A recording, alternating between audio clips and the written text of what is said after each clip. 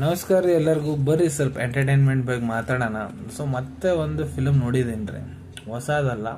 ನಾನು ನೋಡ್ಲಾರ್ದು ಮೂವೀಸ್ ಹುಡುಕಿ ನೋಡಾವಂತೇನ್ರಿ ಚಲೋ ಚಲೋ.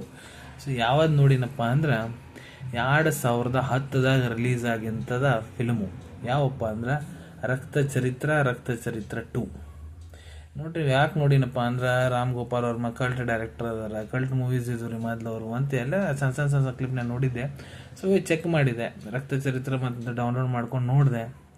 ಹೆಂಗೈತ್ರಿ ಮೂವಿ ನೋಡ್ರಿ, ಮಸ್ತ್ ಅದ. ಇದು ಒಂದು ಪೊಲಿಟಿಕಲ್ ಕ್ರೈಮ್ ಥ್ರಿಲ್ಲರ್ ಮೂವಿ ರೀ.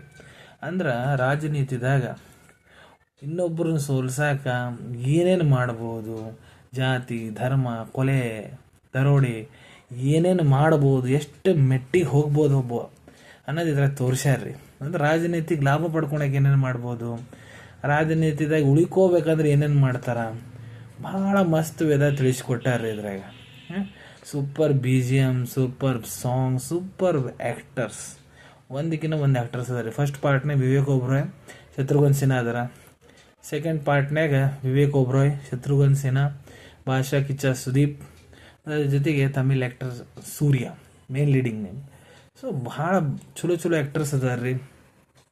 ಮತ್ತು ಒಂದು ಹೊಸ ಇದ್ರ ಕ್ರೈಮ್ ಥ್ರಿಲ್ಲರ್, ಒಂದು ಕೊಲೆ ದರೋಡಿ ಆ್ಯಕ್ಷನ್ ಸೂಪರ್ ಐತ್ರಿ.